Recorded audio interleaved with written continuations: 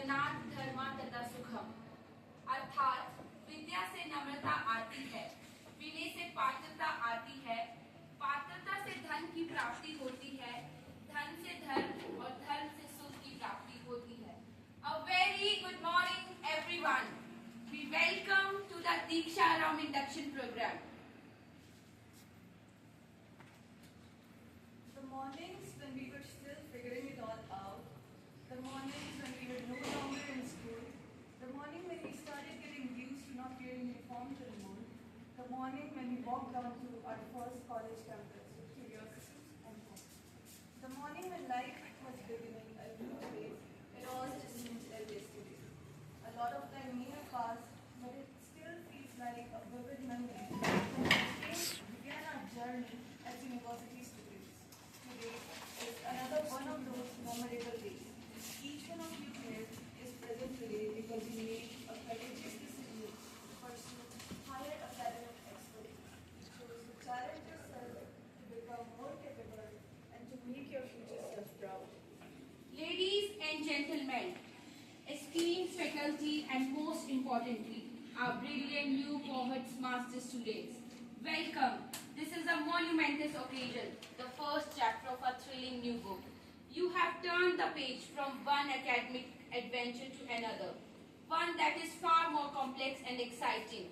Let's embark on this journey together, where knowledge is our compass and innovation our destination. I know many of you are feeling nervous and experiencing those first stage jitter. It's completely understandable. Not everyone is comfortable with change, and we all have different capacities for social interaction.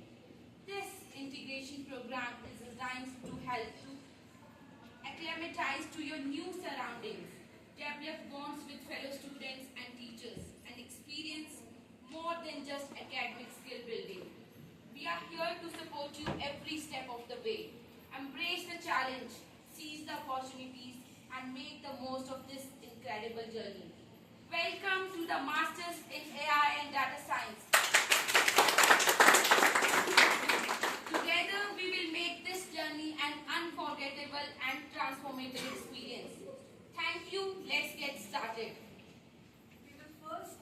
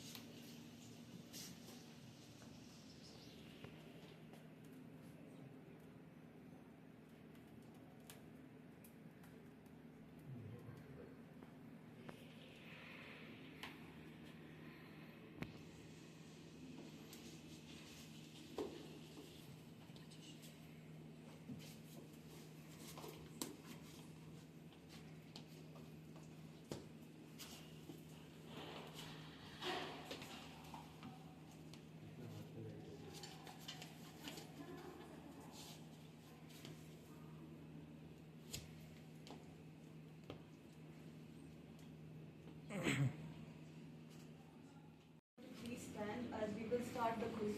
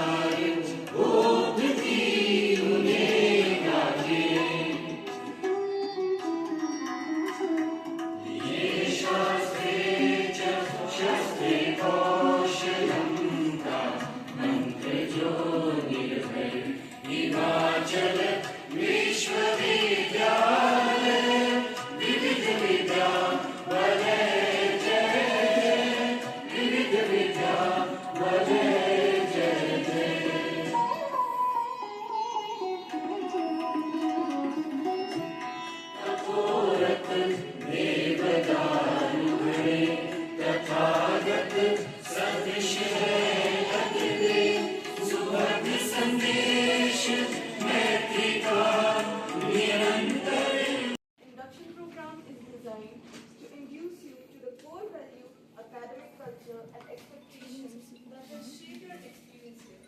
The program is crucial to ensure you feel supported, informed, and ready to take on the challenges that lie ahead.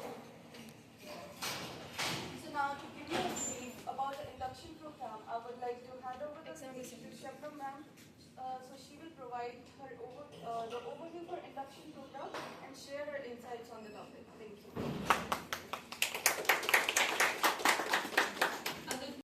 And will introduce you to our department. Please welcome Professor Mansoor Sarawagi.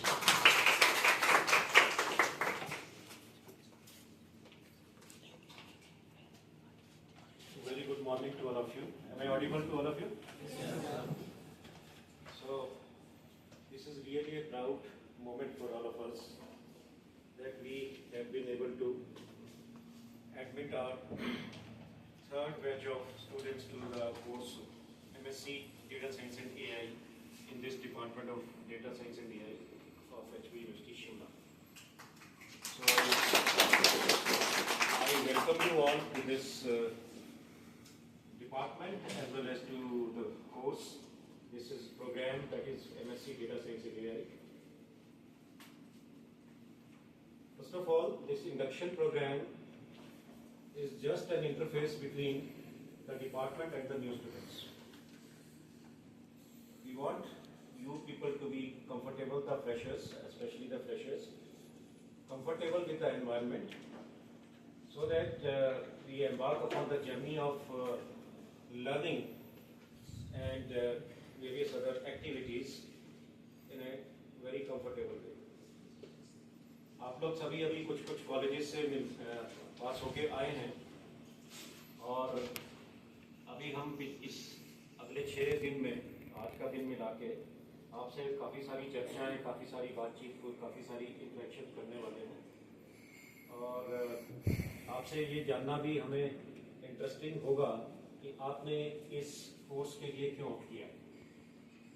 आप अपने कुछ सपने लेके आए होंगे और हम यहाँ कुछ कार्यक्रम करते हैं, कुछ हम यहाँ पढ़ाई लिखाई करते हैं, तो आपके सपने और जो हमारे यहाँ की जो पढ़ाई लिखाई है वो कितना मैच हो पाएगा उसके ऊपर कुछ चर्चा करेंगे। एंड आई एम 100% श्योर कि you will not be disappointed but the way we have been carrying out our activities here in this department. The department was established in the year 2021, right? So उस समय हमारा पहला batch बैठा था MSc data science and AI का और आज ये आप लोग चौथा बैच हैं और यहाँ से हमारे 2 बैच अभी पास होके निकल गए हैं। हमारे यहाँ इस समय 4 फैकल्टी मेंबर्स हैं, मिस शबनम शर्मा और खड़ी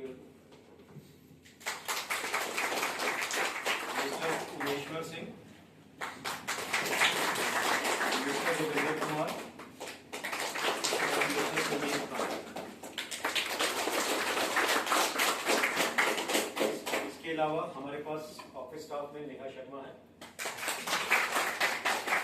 और एक हमारे पास पीएन है, वो थोड़ा सा व्यस्त है, अर्चना। ये सारे इस डिपार्टमेंट की स्ट्रेंथ है।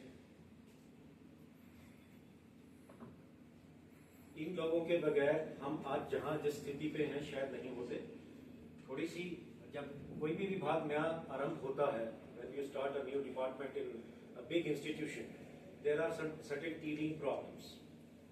So initially we had a lot of teething problems, but we are looking at them one by one and trying to remove all of those. We have come quite a far, and we have to go quite a far in the future. So this is a brief introduction about the department. हमारे department में अभी admissions हो गया और ये 6 महीने का जो आपका इंडक्शन, 6 दिन का जो आपका इंडक्शन प्रोग्राम है, नेक्स्ट 5 अगस्त से आपकी क्लासेस रेगुलरली लग जाएंगी। And we have a very dedicated faculty member, faculty here, जो बहुत पेन्स लेके बच्चे रहे हैं, इससे एक भी दिन एक्स्ट्रा ना रहे। और साथ में मैं कामना भी करता हूं और प्रार्थना भी करता हूं कि each one of you, when you leave this institute, leave this department, you must have at least one offer letter in your hands for the job. ठीक है, लेकिन ये इतना सरल नहीं है, इतना इजी नहीं है।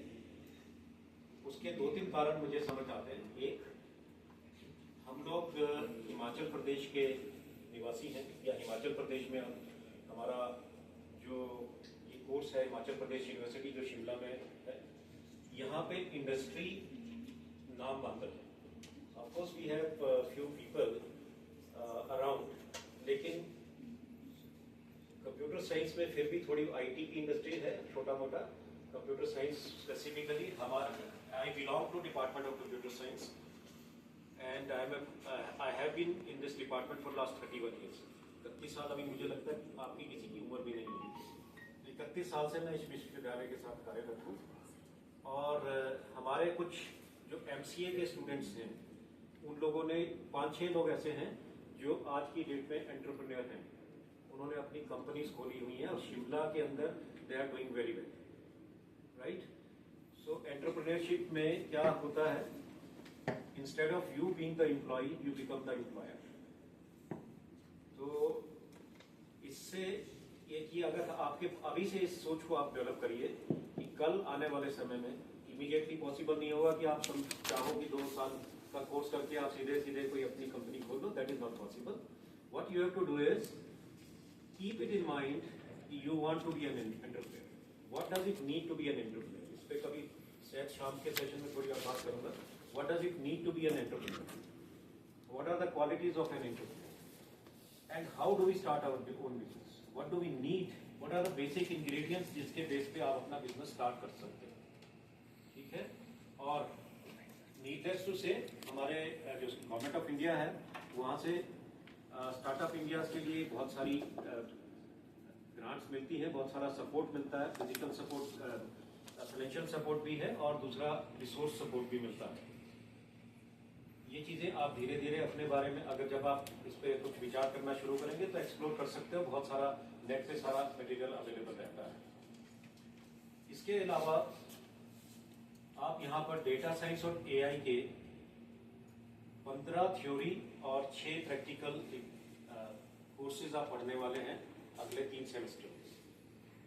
जो आपका जो 4th सेमेस्टर है, that is dedicated to either internship in some industry or a project in the department, right?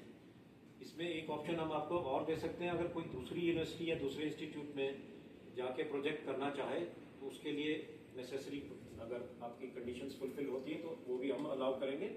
लेकिन यहाँ पे हम डिपार्टमेंट में तो आपका प्रोजेक्ट करवाते हैं। प्रोजेक्ट 2 तरह से होता है, एक simple project which is implementation based, जिसमें आप कोई प्रॉब्लम लेते हैं, उसको इम्प्लीमेंट करके हल करके उसका दे देते हैं।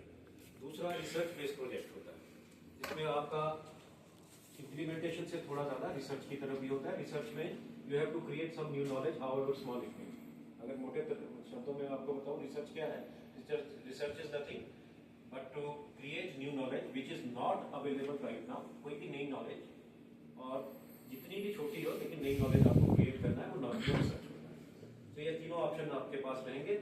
As you grow and as you pull along the first semester, the third, second semester to the third semester, आपको और क्लैरिटी आ जाएगी. एंड मेरा एक सजेशन आपके लिए रहेगा कि आप सभी लोग अपने लिए कुछ ना कुछ फील्ड निर्धारित करें.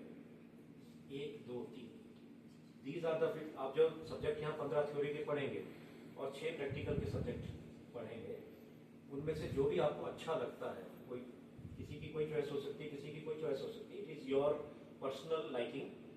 तो ये आपको देखना है कि 1, 2 या 3 सब्जेक्ट्स प्रायोरिटी वाइज आपको आइडेंटिफाई कि हम इन एरियाज में, ये मेरे इंटरेस्ट के एरियाज हैं, इसमें मैं प्रोजेक्ट करना चाहूँगा.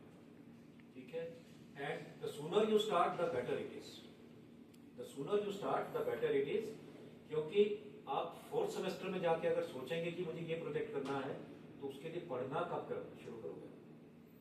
प्रोजेक्ट तो आपको इम्प्लीमेंट करना शुरू करना है 4th सेमेस्टर से ही. इसलिए पहला आपको 3rd सेमेस्टर तक आपके पास क्लैरिटी होनी चाहिए कि आप किस विषय में प्रोजेक्ट करना चाहते हैं और किस तरह का प्रोजेक्ट करना चाहते हैं. 3 कैटेगरीज मैंने आपको बताई. चौथी एक है, 4 कैटेगरीज मैंने बताई. एक आप इंडस्ट्री में जाएं. ठीक है. इंडस्ट्री से हमें एक ऑफर लेटर चाहिए होगा किसी भी इंडस्ट्री से, ये 6 महीने के लिए आपको इंटर्नशिप दे रहे हैं. Right. That is one option. Second, आपके पास प्रोजेक्ट में आपके पास 3 फिर से ऑप्शन है. फर्स्ट इज आप इस इंस्टीट्यूट में प्रोजेक्ट इम्प्लीमेंटेशन पे कोई प्रोजेक्ट करें. दूसरा ऑप्शन है आपका इसी इंस्टीट्यूट में, इसी डिपार्टमेंट में रिसर्च बेस्ड प्रोजेक्ट करें. और तीसरा ऑप्शन आपके पास है किसी दूसरी और इंस्टीट्यूट में, यूनिवर्सिटी में जाके आप इंटर्नशिप करें. सो choice will be yours. And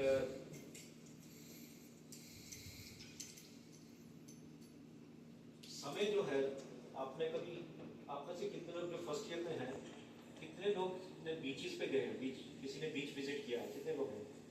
सी बीच होता है ना, सी बीच, समुद्र के किनारे. कितने लोग हैं जिन्होंने कभी रेत को हाथ में लेके देखा है? मुट्ठी में लेके देखा है रेत को? इमेजिन करो, आपकी मुट्ठी में रेत है, आपको लगता है कि मुट्ठी में रेत है. वो रेत आपके हाथ से कैसे निकल जाती है, कब निकल जाती है, यू डोंट रियलाइज. आपको पता भी नहीं लगता है. और थोड़ी देर बाद जब आप मुट्ठी खोलते हो तो मुट्ठी खाली. तो यही हाल आपके समय का है. ये समय आपको पकड़ना है अगर आप जिंदगी में कुछ करना चाहते हैं. ऑलराइट. सो मैं एक शब्द बोलूंगा आपके सामने, आहा. AHA. सो ये AHA आपका मूल मंत्र होना चाहिए जिंदगी के लिए. The first A is for attitude, and which is the topmost priority, which should be the topmost priority for all of you. Attitude. What is attitude? What is attitude? The way you behave, the way you opine, the way you understand the things, the way you articulate the things. That is your attitude. And आपके attitude positive भी हो सकते हैं, negative भी हो सकता है, और न्यूट्रल भी हो सकता है. Which is better? Which is better? Yes, positive. और कोई डिसएग्री करता है इस बात से? एटीट्यूड कैसा होना चाहिए? पॉजिटिव. पॉजिटिव का मतलब you should be always open to whatever you are doing with full dedication. ठीक है. बहुत बड़े बड़े सक्सेसफुल लोग हुए हैं इस धरती पे. एक कोई सक्सेसफुल आदमी का नाम आप जानते हो तो अपने मन में सोच लो. वो सक्सेसफुल क्यों हुए, इसके बारे में चिंतन करना है आपको, और आज से ही करना है. Why were they successful? दुनिया में आज की डेट में लगभग 8 अरब से ज़्यादा लोग हैं. ठीक है. जिनमें हम सब लोग शामिल हैं. 8 अरब से ज़्यादा लोग हैं. और इंडिया में लगभग 1 अरब 45 करोड़ लोग हैं. हमारी आइडेंटिटी इसमें क्या है? लोगों में हमारी आइडेंटिटी क्या है? परसेंटेज निकालो, निकल जाएगी ना। 1/8 अरब कितना परसेंट आएगा? बोल भी नहीं सकते हम। लेकिन इसी 8 अरब में से बहुत से लोग ऐसे होते हैं जो अपनी एक पहचान बनाते हैं, अलग पहचान बनाते हैं। क्यों?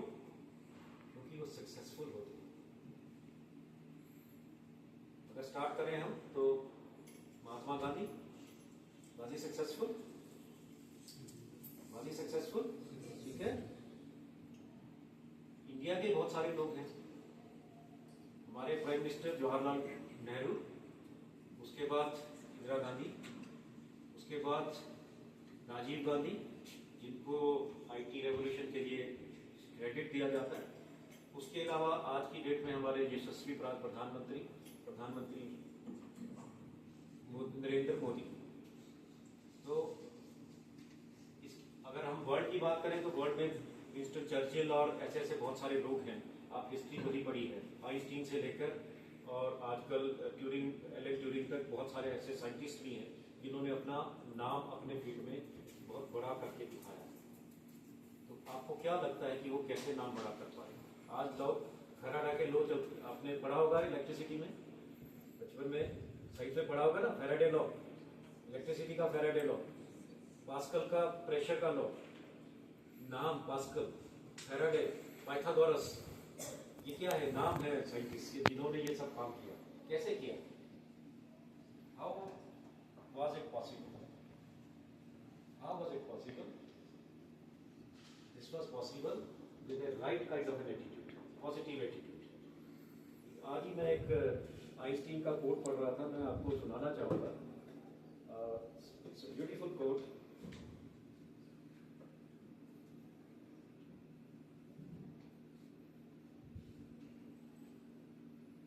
आइंस्टीन कह रहे हैं, it's not that I am so smart. Smartness की बात नहीं है, मैं स्मार्ट हूं, ये नहीं है बात। बात यह है कि it is just that I stay with problems very long. ठीक है?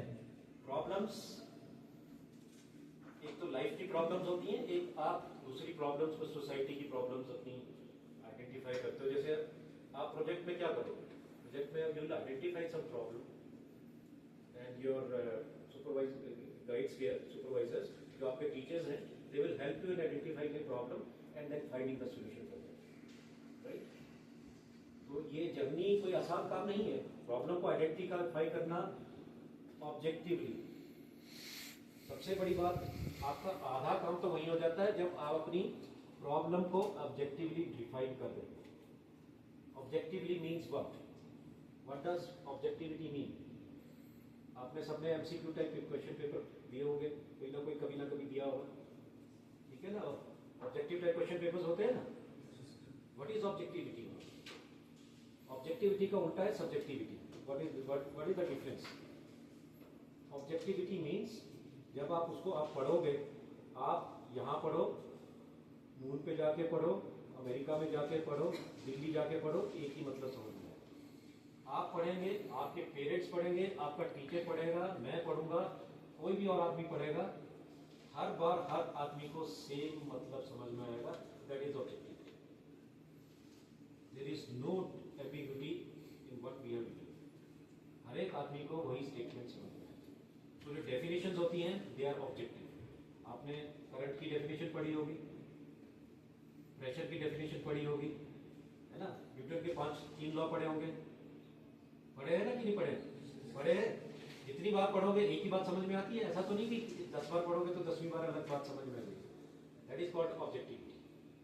इन contrast we have subjectivity. Subjectivity क्या होती है? आप एक बात को एक बार पढ़ोगे तो कुछ समझ में आएगा, दूसरी बार पढ़ोगे तो कुछ और समझ में आएगा, तीसरी बार पढ़ोगे तो कुछ और समझ में आएगा। वो सब्जेक्टिविटी होती है। जैसे आप किसी एक एस्से को लिख के, अगर हम एक एक्सरसाइज हमने आपके लिए रखी है छोटी सी बीच में लेक्चर प्रोग्राम में, जिसमें आपको हम एक पैराग्राफ देंगे या कोई एक सिचुएशन देंगे, उसमें आपको छोटी सी अपनी समरी या स्टोरी लिखनी है, अपने बारे में कुछ बताना, उस अलग वो एक अलग एक्टिविटी। तो वो आपको थोड़ा सा आइडिया देगा कि ऑब्जेक्टिविटी और सब्जेक्टिविटी में क्या डिफरेंस होता है। Successful people have always objectivity in their minds. तभी तो आइंस्टीन ये क्या कह रहा है आइंस्टीन? मैं इतना स्मार्ट नहीं हूँ, लेकिन मैं सिर्फ ये करता हूँ प्रॉब्लम के साथ बहुत देर तक मैं लगा रहता हूँ। प्रॉब्लम के साथ जब जितना ज़्यादा आप स्ट्रगल करोगे उतनी क्लैरिटी आएगी, जितनी क्लैरिटी आएगी उतनी ऑब्जेक्टिविटी आपकी इंक्रीज होगी, और जितनी ऑब्जेक्टिविटी इंक्रीज होगी उतनी प्रोपोर्शनली आपकी सब्जेक्टिविटी डिक्रीज हो जाएगी। ठीक है? और ये ऑब्जेक्टिविटी आपने जब प्रॉब्लम फॉर्मुलेशन में ले आए उसके बाद सॉल्यूशन का आधा पार्ट हो गया, that is more than half of the solution. Solution तो अब आपको ढूंढना है, लेकिन बहुत बार हम लाइफ में हमें क्या प्रॉब्लम है यही हम डिसाइड नहीं कर पाते। डिसीजन तो क्या लेना है, समझ रहे हो मेरी बात को मैं क्या कह रहा हूँ? सो लाइफ में life is all about taking decisions, smart decisions, right? Taking smart decisions. आपने अप्लाई किया था कोर्सेज में, वेरियस कोर्सेज में किया होगा, किया है ना? और आप में इसमें एमएससी में आ गया, आपने सिलेक्ट किया, सो it is a decision making process. आपको आपके पेरेंट्स ने हेल्प किया होगा, कुछ पीयर ग्रुप में हेल्प किया होगा, कई लोगों ने और हेल्प किया होगा, या हो सकता है इट इज योर पर्सनल, ये सारा आपका हुआ, आपको हेल्प किया लोगों ने। तो हेल्प कैसे हुआ? क्योंकि यू हैड क्लैरिटी कि आपको ये कोर्स करना है। Then you became, you found out the solution and you are here. That's why you are here. और ऐसी ऑब्जेक्टिविटी हमेशा कॉन्टिन्यूटी, निरंतरता में आपकी लाइफ में बनी है, और सिर्फ स्टडीज को लेके ही, अपने जो डेली आपकी रूटीन वर्क है उसके लिए। That is why attitude is very important. Your attitude today will decide your future 50 years down the line. समझ रहे हो? ये आज की बात नहीं है, एक दिन की बात नहीं है, एक महीने की बात नहीं है, एक साल की बात नहीं है। ये आपको एटीट्यूड, आपको आपके 50-55 साल का फ्यूचर तय करने वाला है। ये जो एटीट्यूड आप आज बनाओ। So you have to start thinking कि आज से 40 साल बाद आप अपने आप को कैसा देखना चाहते हैं। Can we do that? सिर्फ हमने यही नहीं देखना कि हमने 2 साल बाद क्या करना है, हमने ये भी देखना है कि 40 साल बाद आप अपने आप को किस पोजीशन पे देखना चाहते हो among the list of successful people, और पीपल जो जिनका कोई नाम नहीं, जिनको कोई जानता नहीं। आपको आज डिसाइड करना है। There is always a new beginning, so it is a new beginning for you. आपका जो ग्रेजुएशन का था, just forget about it. The past is past, bury the past. Past में अगर कुछ आप बहुत अच्छा नहीं कर पाए, don't take it on to your heart. Heart पे ले जाने की जरूरत नहीं है, दिल में रखने की जरूरत नहीं है, क्योंकि उसको अनडू नहीं किया जा सकता। जो हो गया वो हो गया। क्या अनडू कर सकते हैं कोई पास्ट में? कुछ कर सकते हैं? नहीं हो सकता। सो past is past, look for future, plan for future and work for future. आप में से कितने लोग हैं जो फर्स्ट ईयर में हैं यहाँ? मैं एक सवाल हमेशा अपने, जब भी इस तरह का ऑडियंस होता है बच्चों का, मैं एक सवाल पूछता हूँ, आप में से कितने बच्चे ऐसे हैं जिन्होंने अपना कोई सपना देखा कि मैंने ये करना है? क्या सपना है बताइए please. You want to join? So this is one. So बाकी लोग, this is called objectivity. अब इसका शी इज वेरी क्लियर कि मुझे यहाँ जाना, दिस इज ऑब्जेक्टिव। अभी मुझे लगता है कि जो लोग नहीं बोल पा रहे हैं, वो इसलिए नहीं बोल पा रहे हैं, या तो उन्होंने इस बारे में कभी थॉट नहीं किया, सोचा नहीं, समझा नहीं, या सोचा है तो कई बार आपके दिमाग में 10-12 आइडियाज रहते हैं कि ये करूं या यो करूं या वैसा करूं या वैसा करूं। दैट इज सब्जेक्टिविटी, वो सब्जेक्टिविटी है। एंड जब तक सब्जेक्टिविटी रहेगी यू कांट बी सक्सेसफुल। और सब्जेक्टिविटी को रिमूव करने का एक छोटा सा मूल मंत्र मैं बताऊं, वो होता है decision making, quick decision making. She is very clear. What's your good name? Divyanshu. Divyanshi, okay. So Divyanshi ने ये सब्जेक्टिविटी को कैसे दूर किया? She has taken decisions, right और रॉन्ग। कोई भी डिसीजन एब्सोल्युटली राइट नहीं होता, कोई भी डिसीजन एब्सोल्युटली रॉन्ग नहीं होता। ये याद रखना मेरी बात। जिंदगी में जितने भी आप डिसीजन लेते हो, कोई भी डिसीजन जो सोच समझ के लेते हो, ऐसे बात नहीं कर रहा हूँ, सोच समझ के कोई भी डिसीजन देते हो, वो कोई भी डिसीजन एब्सोल्यूट रॉन्ग नहीं होगा और एब्सोल्यूट राइट नहीं होगा। बहुत रेयर होगा जो सक्सेसफुल लोग होते हैं, उनके जब ओवर ए पीरियड ऑफ जब उनके पास बहुत सारा एक्सपीरियंस हो जाता है, तब उनके डिसीजन एब्सोल्यूट राइट या एब्सोल्यूट रॉन्ग होने शुरू होते हैं। But they always prefer to be on the right side. So wrong का तो चांस नहीं होता, हमेशा राइट ही होते हैं। तो उसके लिए बहुत साधना होती है। लेकिन एब्सोल्यूट राइट कैसे होते हैं? You have to build the capacity of taking decisions. Indecisiveness is one of the major, मैं कहता हूँ मतलब pull back for the growth of any individual. Indecisiveness, कि मैं ऐसा करूँ या ना करूँ। जितना नुकसान indecisiveness किसी व्यक्ति के पर्सनैलिटी पे डालती है, उससे ज्यादा नुकसान और कोई बात नहीं डाल सकती। जितना नुकसान इंडिसिसिवनेस आपकी पर्सनैलिटी पे या आपके करियर पे डालेगी, उतना नुकसान पॉजिटिविटी या नेगेटिविटी में नहीं डालेगी। So it's always better to take decisions, and decision के लिए क्या चाहिए?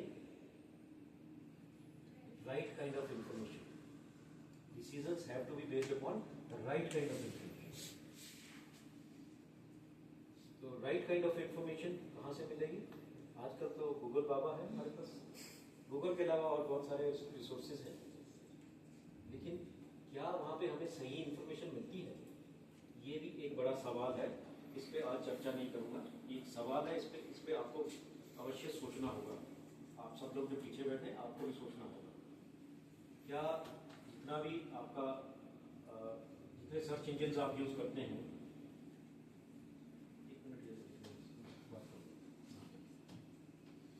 जितने भी सर्च इंजन आप यूज करते हैं, उनमें से आपको लाखों की संख्या में वेबसाइट्स आपको दिखाते हैं या इंफॉर्मेशन दिखाते हैं। उनमें से कितनी इंफॉर्मेशन ऑथेंटिक है, वो आपको देखना है। एवरीथिंग यू सी और speak, everything you see or read or write there cannot be a gospel truth, cannot be a truth. एक छोटी सी मैं आपको एडवाइस दूंगा। एक डॉक्यूमेंट्री मूवी है, नेटफ्लिक्स पे अवेलेबल है free of cost, the social dilemma. सुना है नाम किसी ने? सुना है? देखा है किसने? नहीं देखा है? देखा आपने? देखा है? उसमें क्या हुआ है? So you understand. I would suggest, मैं ये भी चाहूँगा कि कभी एक दिन हम यहीं पे नॉट इंडक्शन प्रोग्राम है, इंडक्शन प्रोग्राम के बाद every week we have 2 or 3 spare periods for some different activities. So we all will watch that movie here. Eye opener. It's an eye opener. कि सोशल मीडिया क्या है और आप क्या, आपके रिलेशन में सोशल मीडिया क्या है? You are just the products. Can you believe it? They have proven that we are the products. We are the products. They are selling us. Product का मतलब sale and purchase. We are being purchased and we are being sold without even knowing कि हमें पता भी नहीं है कि we are being sold. आप रोज सेल्फियां लेके डाल रहे हो उस पर, ठीक है ना? रोज कोई ना कोई वेबसाइट पे रजिस्टर कर रहे हो अपने डिटेल डाल के बड़े मजे से, और उसमें आपको फेसबुक पे, सोशल मीडिया के जितने प्लेटफॉर्म्स हैं उस पर लाइक्स आ रहे हैं, you are being happy. You have to be worried about that. आपके साथ कब कहाँ क्या फ्रॉड हो जाएगा, या आपके साथ क्या कब क्या दुर्घटना हो जाएगी, यू डोंट नो। अभी recently it has been officially proven, बहुत सारे लोग ऐसे सेल्फी डालते हैं विक्ट्री साइन के साथ, राइट? What happens? आपकी फोटो से एआई एल्गोरिथम से हम आपके फिंगरप्रिंट्स उठा लेंगे। सोशल मीडिया पे बहुत सारी चीजें हैं, मैं आपके फिंगरप्रिंट्स उठा लूंगा और उसके साथ मैं कुछ भी कर सकता हूं, आपके आधार तक को चेंज करा सकता हूं। आपको आपकी आइडेंटिटी, आपको फिजिकली होते हुए आपको मैं डिजिटल आइडेंटिटी आपकी खत्म कर सकता हूं। Not to speak of any other fraud. बहुत बाकी फ्रॉड तो बहुत छोटे हैं, आपका बैंक स्टेटमेंट, आपकी पर्सनल लाइफ और ये सब कुछ छोड़ दो आप। इतना इस तरह का ये सोशल मीडिया है। So anyways, so we were talking about positivity and attitude, positivity and attitude. So right kind of attitude will always take you to the successful destinations. So जब भी अगर आपको successful होने का मन होता है and you all should decide to be successful, तो आपको अपना attitude positive रखना है हर हाल में, right? उसके बाद next आता है this H, आहा का H. What is H? H is health. Academics की बात मैं तीसरे नंबर पे लेके जा रहा हूँ, दिल्ली में. If you don't have positive attitude or right kind of an attitude and you don't have the supporting health, academics में आप कुछ नहीं कर पाओगे. It's very important to keep yourself healthy. Right? I don't know if you specifically are doing any kind of activities which support your health, but now onwards you should start thinking about doing that daily. बहुत सारी कहावतें हैं. Healthy mind lives in a healthy body. सुना है ना? Healthy mind lives in a healthy body. अगर आपकी body आपको सपोर्ट नहीं कर रही है तो आपका माइंड आपको सपोर्ट नहीं कर सकता. You can't be successful. You can't be successful. Can you be? आप चाहते हो कि मैं प्रोजेक्ट बनाऊं, आपका गर्दन दुखता है जब आप स्क्रीन पे बैठते हो. और बहुत सारे कंप्यूटर प्रोफेशनल्स के साथ ये होता है. आप बैठना चाह रहे हो, बैठ नहीं पा रहे हो. कैसे लिखोगे प्रोग्राम? कैसे एनालिसिस करोगे? नहीं कर पाओगे.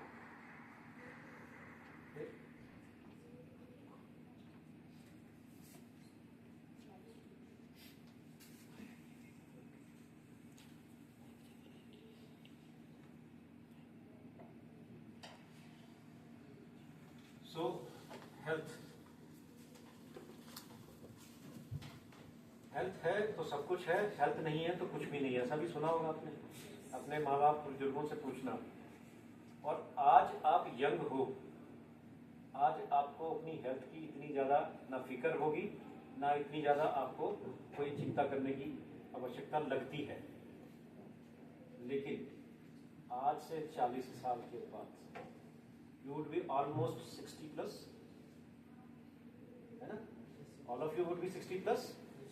उस समय अगर आपकी हेल्थ आपको सपोर्ट नहीं करेगी तो क्या करोगे? और उस समय आप हेल्थ को कॉन्शियस हो जाओगे तो कुछ नहीं कर पाओगे.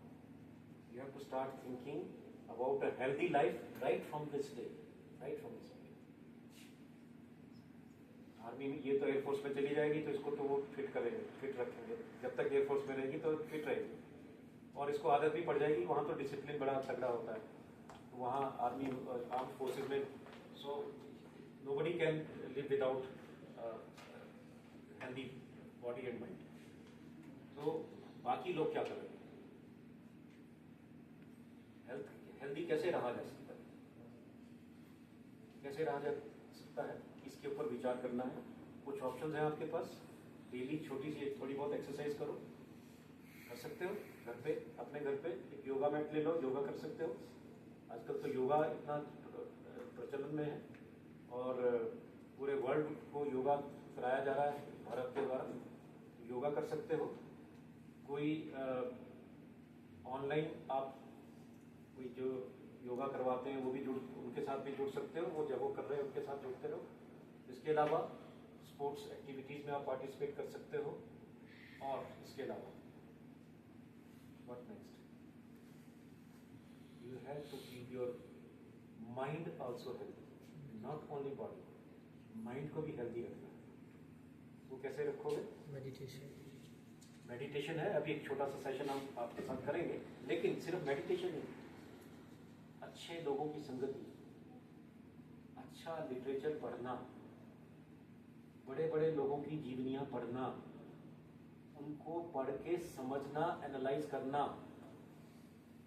उन्होंने कोई काम किया तो कैसे किया और क्यों किया, ये सारा अच्छा लिटरेचर पढ़ना, अच्छी दोस्ती, अच्छी संगत रखना.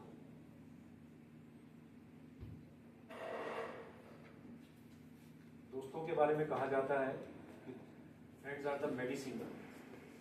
ठीक है, किसी भी बीमारी की मेडिसिन है फ्रेंड्स. एंड कुछ हद तक ये सही भी है, लेकिन अगर फ्रेंड्स अच्छे हो तो।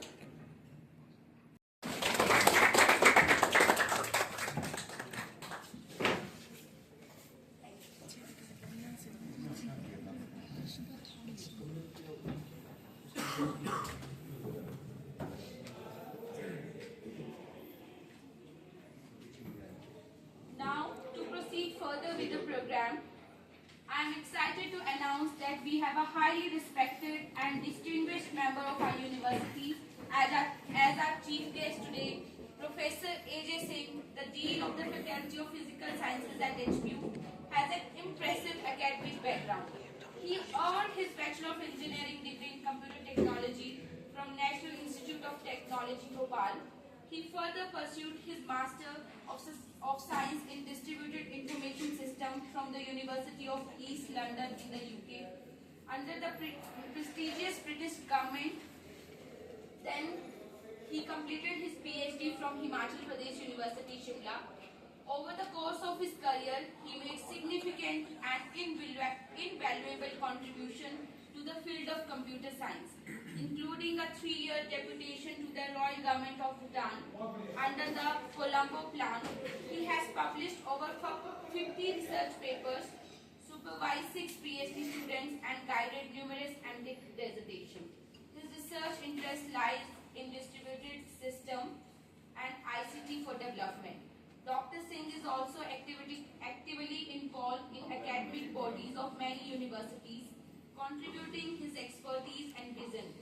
Please give him in a giving warm welcome to Dr. A.J. Singh, sir.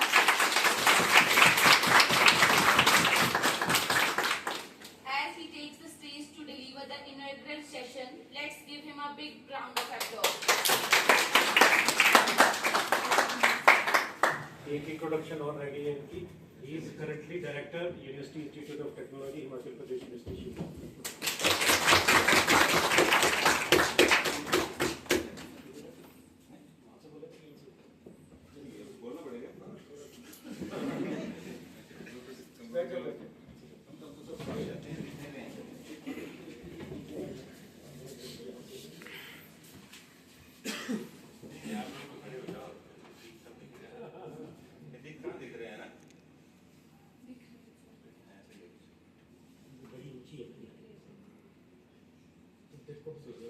आज आपका पहला दिन है, पहला वर्ड होगा वेलकम, है ना? So welcome to HP University, welcome to Shimla, HP University and Department of Data Science. ठीक है?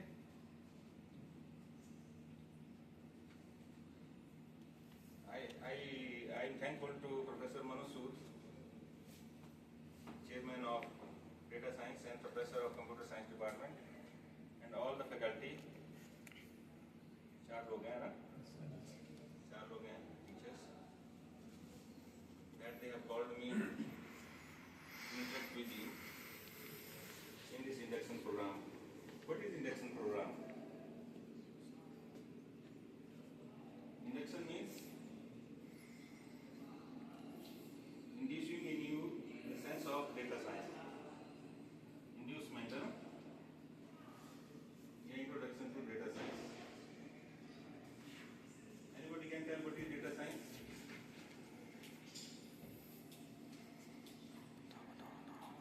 कोई बोलना चाहता है बताओ। क्यों आए आप data science में? To extract meaningful insight from data. To extract meaningful insight from data. तो हम दुनिया के साथ कैसे इंटरेक्ट करते हैं? परसेप्शन से, अपनी जो सेंसेस है उनसे करते हैं ना। दुनिया को कैसे देखते हैं? सेंसेस से ना। सेंसेस से क्या लेते हैं हम? ऑब्जर्वेशन, और ऑब्जर्वेशन को जब ऑर्गेनाइज करते हैं तो वो डेटा बन जाता है। ठीक है? पहले तो ऑब्जर्वेशन होती है ना, आप मुझे देख रहे हैं, इनको देख रहे हैं, दैट इज ऑब्जर्व कर रहे हैं। फिर ऑब्जर्व करके आप छोटा मोटा से इंफॉर्मेशन निकाल रहे हैं, उसको कैटेगराइज कर रहे हैं, जैसे कितने टीचर हैं। अच्छा, कुछ एक टीचर खड़े हुए हैं, 4 बैठे हुए हैं, विजुअल करना है ना। जब उनको विजुअल कैसे करोगे आप, उससे फिर जो आपका ऑब्जर्वेशन हुई कुछ इंफॉर्मेशन उससे उसके ऊपर वो करेंगे, एल्गोरिथम कुछ लगाएंगे, कुछ टेक्निक लगाएंगे, बोलेंगे सर आप खड़े हो जाओ, दिख जाओ आप, है ना, आप दिख नहीं रहे, ऑब्जर्व कर लिए ना आपने। तो डेटा कंप्यूटर की डेफिनेशन में ये है, computer is a data processing device, data processing tool है। तो पहला शब्द क्या आ गया कंप्यूटर की डेफिनेशन में? पहले तो कंप्यूटर आया, क्या आया? कंप्यूटर तो एक टूल हो गया। टूल क्या होता है? पढ़ाई देते हैं, व्हाट इज टूल? टूल होता है जैसे हाथ, हाथ आदमी को हाथ दिया टूल है ना, कई बार आप दांत यूज कर लेते हैं, दीज आर टूल। और टूल से जब मशीन क्या हुई फिर? ग्रुप ऑफ टूल्स, बहुत सारे हैंड्स टुगेदर के हो गए, मशीन हो गई। किस लिए यूज करते हैं मशीन? चीजों को आसान करने के लिए। लेकिन वो मैकेनिकल वर्ड था, तब कंप्यूटर नहीं था, तब मशीन बोलते थे। लेकिन हम इसमें डिवाइस बोलते हैं क्योंकि इसमें मूवमेंट नहीं है। तो टूल कैन भी कॉन्सेप्ट भी हो सकता है। टूल जरूरी नहीं है कि है ना मूव करे, वो मशीन मूव करे, मैकेनिकल वर्ल्ड में बोलते थे मशीन। अब tool can be a device. Computer ने क्या किया, हमारे दिमाग की कैपेबिलिटीज और बढ़ा दी है ना, ये नहीं है? मतलब उसने, मशीन ने तो हैंड की कैपेबिलिटी को बढ़ाया, लेकिन कंप्यूटर ने किसको बढ़ा दिया? जैसे रेडियो ने सुनने की बढ़ा दिया यार, टेलीविजन ने देखने की बढ़ा दिया, दूर दूर से देख सकते हैं आप। इस तरह कंप्यूटर ने क्या कर दिया, दिमाग की कैपेबिलिटी, डेटा को हम बहुत ज्यादा क्रंच कर सकते हैं, बहुत ज्यादा डेटा को एक साथ जो है, जैसे हमारा दिमाग डेटा, जैसे आप टेबल बोलते हैं 12 into 12, तो आप दिमाग से तो कर सकते हैं, लेकिन मैं बोलूँगा 12:30 into 12:30, तो दिमाग से नहीं कर सकते, कंप्यूटर में डालोगे तो माइंड हुआ है ना, तो माइंड की कैपेबिलिटी आपकी बढ़ गई। तो फिर कंप्यूटर साइंस डिपार्टमेंट आ गया हमारा। लेकिन उसके बाद क्या हुआ कि कंप्यूटर साइंस डिपार्टमेंट आने के बाद ऐसा लगा कि ये कंप्यूटर कहाँ यूज हो रहा है? डेटा के लिए। और डेटा कितना जनरेट हो रहा है हमारे पास आजकल? मैं कहीं पढ़ रहा था कि आज से 500 साल पहले जो आदमी इंफॉर्मेशन लेता था, उसमें आज 500 गुना ज्यादा इंफॉर्मेशन ले रहा है पर डे, यूज कर रहा है कि नहीं? आप फेसबुक यूज करते हैं, पता नहीं क्या ऑनलाइन, पूरा दिन ऑनलाइन लगे रहते हैं, नहीं है? आप मोबाइल फोन उठाना है, पहले तो क्लासेस में अलाउ नहीं होता था मोबाइल फोन, क्यों? अब तो ये हो गया, अब तो पार्ट ऑफ योर बॉडी हो गया। और फ्यूचर में क्या हो रहा है, जैसे न्यूरोलिंक करके एक वो है, न्यूरोलिंक करके एक कंपनी है, पता है ना आपको? वो तो बोल रहे हैं कि आप वो ही डाल देना यहाँ, एलन मस्क की कंपनी है। वो तो है, बोल रहे हैं कि चलो बीमारियां ठीक करने के लिए किसी को प्रॉब्लम है तो डाल देंगे। लेकिन ये भी तो हो सकता है कि यहाँ पर ही सारा मोबाइल फोन सब कुछ यहाँ हो जाए, है ना, और आप बात सुनाई नहीं दे, किसी से बात कर रहे हैं, जैसे टेलीपैथी होती थी। यार वो फ्यूचर है भी, लेकिन एवरीथिंग इज पॉसिबल। तो फिर देखो कितना डेटा हो जाएगा।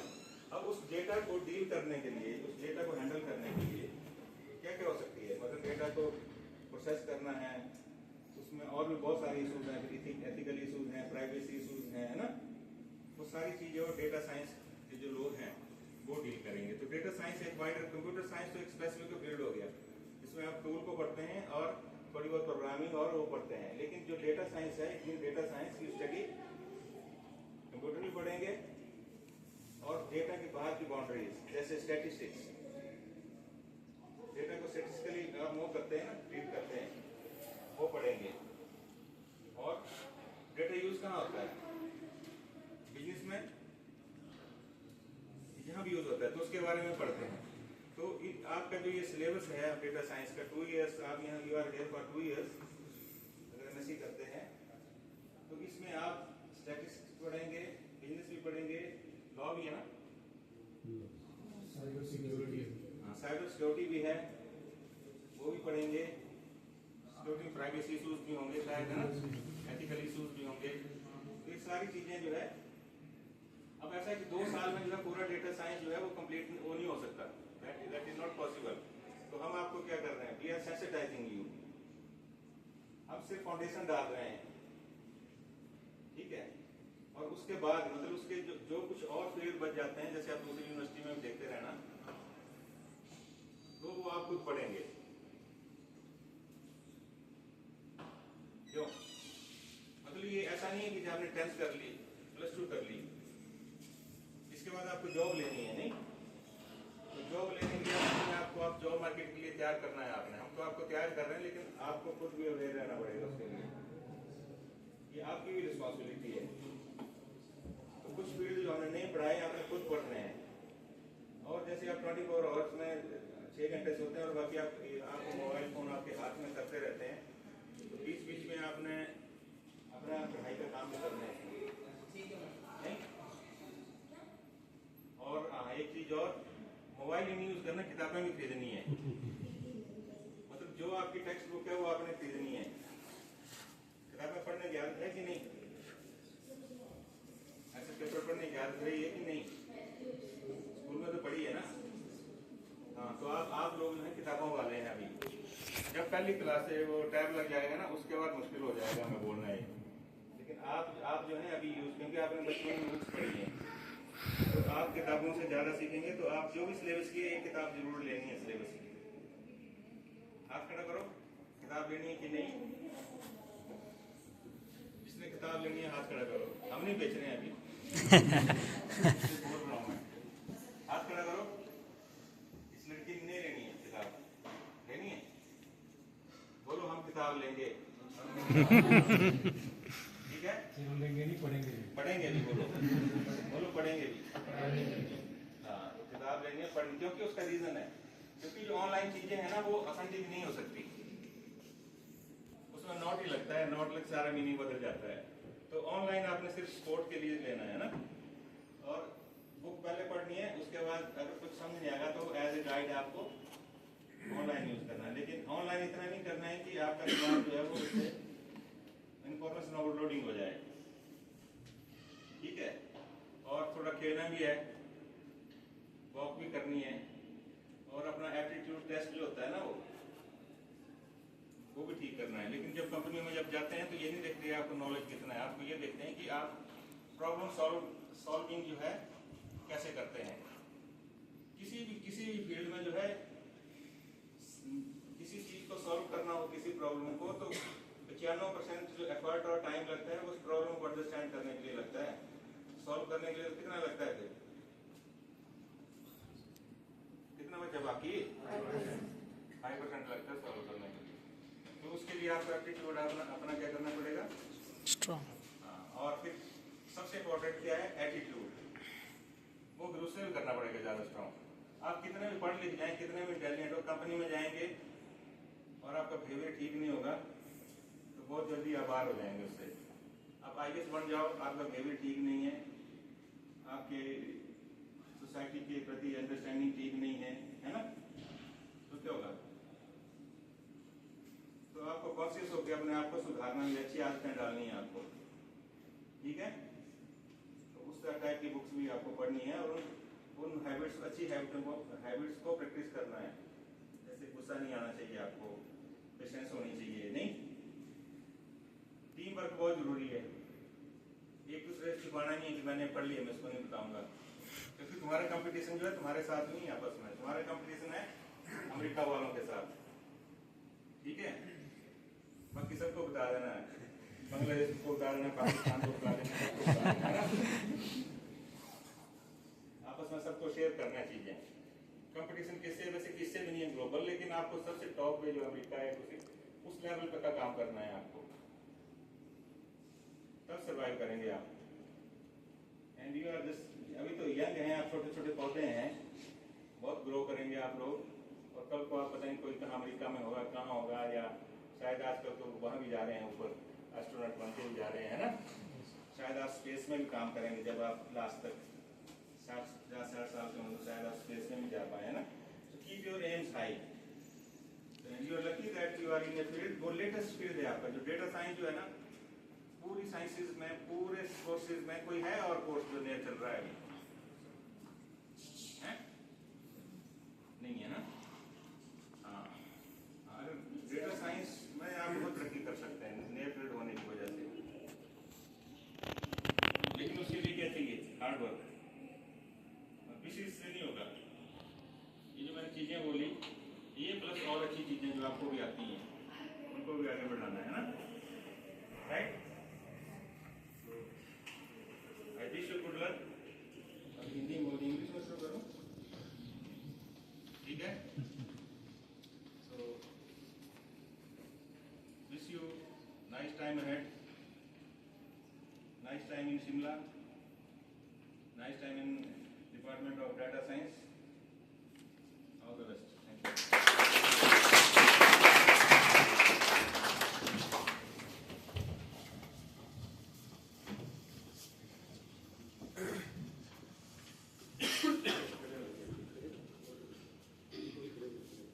नहीं बैठा नहीं,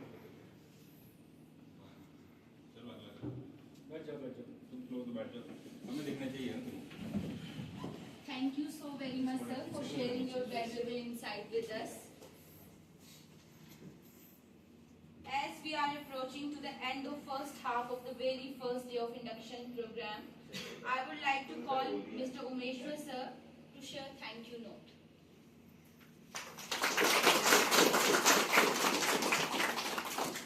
इनका ले लिए किट का इंट्रोडक्शन। Second half, please. कुछ बताओ यार, फटाफट अपने बारे में सब बताओ, क्या बताओ? खड़े होके अपने इंट्रोडक्शन दे दो, छोटी-छोटी। Let's introduce you. वो लास्ट वाला है सबसे। फर्स्ट वाला कौन है? कितने लोग हैं? अभी तक आज फर्स्ट डे नहीं है। 10 लोग। बहुत अच्छा है, जितने कम होंगे उतना अच्छा। मतलब 1 to 1 तो होगा ना? आप खड़े हो जाओ। नाम, कहाँ से हो ये और क्या किया है? मैं शिमला से भोपाल गांव से, और BCA की है UCB साइकोलॉजी। ओके, क्या करना है जीवन में? ऐसे सोचो ना कुछ, तुम भी सोच लो, अभी जो सोच में सोच लो, डेटा साइंटिस्ट बनना था। सच में? हाँ, बनना था, हो गया, बन गया। मतलब आने से नहीं बना बेटा, क्यों? बनेगा। बनेगा, चल ठीक है। My name is Sanat and I am from village Nirmand, Kullu, and I have done my graduation in BSc Mathematics and I want to become data analyst. My name is Neha Kashyap and I am from village Sarvi, district Solan, and I have done BSc from Arcandra College. क्या करना तुम्हारे जीवन में? Computer analyst. तुम बताओ, इसे random होता है यहाँ? सोचेगी ना। Anand Thakur, I am from Juvati near Shimla Airport. I completed my schooling from Government Senior Secondary School Khalak in Juvati. Then I completed my BSc in Physics from Kochera. Physics में अच्छा major होता है ना? Sir computer field में जाना है आगे, अभी पता नहीं किस तरफ जाना है सर। अभी प्लान करना है ना? ठीक है, बहुत अच्छा। My name is Kanchan Konda. Kanchan? Kanchan Konda. कंजन कोंडो। I am from Dharamshala. I have passed my graduation from Government College, Government Degree College Dharamshala, and now I am You are here. You will be here for 2 years or more, है ना? क्या करना जीवन में? Sir सोचा तो मैं था गेमिंग इंडस्ट्रीज में जाना है। नहीं, अच्छी बात। फिर अभी भी जा सकते हो तो। सर बट उसमें जरा घर वालों का सपोर्ट नहीं है। घर वालों को थोड़ी उसमें करना। सर उनका सपोर्ट बहुत जरूरी होता है। जैसे गेम से हाथ खेलेंगे। नहीं सर। पैसे तो घर वालों से ही है। गेमिंग तो यार वो ऑनलाइन गेमिंग की बात कर रहे हैं, उसमें पैसे क्या अरे फॉर्मल, अब तो गेम बनानी है ना, डेवलप करनी है। नो सर, खेलनी है। Professional player. ओ यार। अब तो तेरा पूरा टाइम वेस्ट।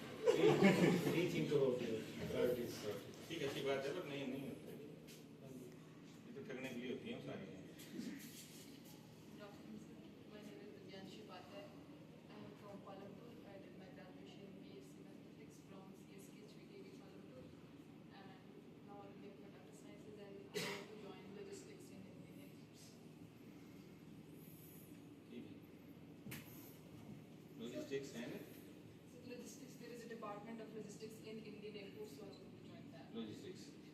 एयरफोर्स में जाना है.